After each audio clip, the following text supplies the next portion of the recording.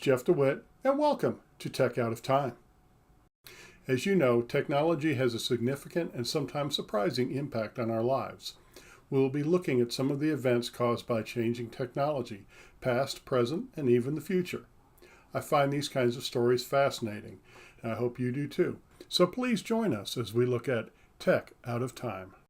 Sometimes in garden supply stores, you'll run across a whimsical little marker that says something like, "On this spot, June 2nd, 1948, nothing happened." Near Princeton, New Jersey, there's a marker something like that, commemorating a spot where, on the night of October 30th, 1938, nothing happened. And in spite of the fact nothing much happened there, the world has never been quite the same. In that place, at that time, there was fog, drizzle, and a bit of rain. It was a rather nasty Saturday evening. A great evening to spend indoors in front of a warm fire listening to the radio. Which is what much of America was doing that night. By the late 30s, about 80% of American homes had at least one radio set, as they were referred to at the time. And that night, most Americans were listening to the Chase and Sanborn Hour, starring ventriloquist Edgar Bergen and his dummy, Charlie McCarthy. I'll leave it to the listener to understand why a show starring a ventriloquist and his dummy was the most popular show in America.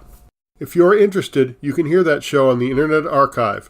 Go to archive.org and search for Bergen and McCarthy. It's episode 19, CNS Hour, 1938, 10:30. There's a link in the comment section. Then an ad came on, and many Americans started tuning around just as we do to this day. Here's what they heard coming out of their radios.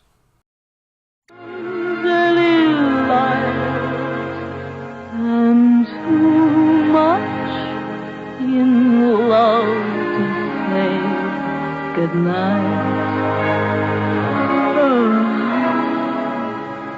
Good night, honey.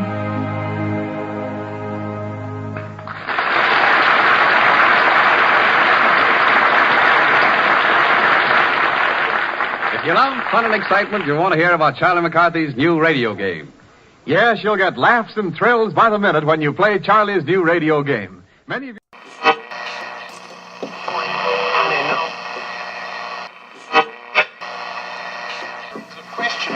Seismograph registered shock of almost earthquake intensity occurring within a radius of 20 miles of Princeton. Please investigate. Signed, Lloyd Gray, Chief of Astronomical Division. Unquote. Professor Pearson, could this occurrence possibly have something to do with the disturbances observed on the planet Mars? Hardly, Mr. Phillips. This is probably a meteorite of unusual size, and its arrival at this particular time is merely a coincidence.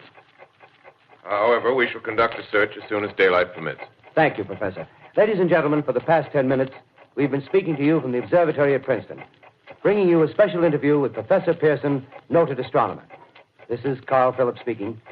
We are returning you now to our New York studio. As they keep listening, they hear this. Ladies and gentlemen, here is the latest bulletin from the Intercontinental Radio News. Toronto, Canada. Professor Morse of Macmillan University reports observing a total of 3 explosions on the planet Mars between the hours of 7:45 p.m. and 9:20 p.m. Eastern Standard Time. This confirms earlier reports received from American observatories. Now, nearer home, comes a special bulletin from Trenton, New Jersey. It is reported that at 8:50 p.m., a huge flaming object, believed to be a meteorite, fell on a farm in the neighborhood of Grover's Mill, New Jersey, 22 miles from Trenton. The flash in the sky was visible within a radius of several hundred miles, and the noise of the impact was heard as far north as Elizabeth. We have dispatched a special mobile unit to the scene, and we'll have our commentator, Carl Phillips, give you a word picture of the scene as soon as he can reach there from Princeton. In the meantime, we take you to the Hotel Martinet in Brooklyn, where Bobby Millett and his orchestra are offering a program of dance music. Grover's Mill is where you find the monument to nothing happening. Many people thought they were listening to real news broadcasts, and as they continued to listen, they would have heard somebody introduced as the Secretary of the Interior, who sounded an awful lot like President Roosevelt. Citizens of the nation, I shall not try to conceal the gravity of the situation that confronts the country, nor the concern of your government in protecting the lives and property of its people. However, I wish to impress upon you, private citizens and public officials, all of you, the urgent need of calm and resourceful action. Fortunately, this formidable enemy is still confined to a comparatively small area, and we may place our faith in the military forces to keep them there.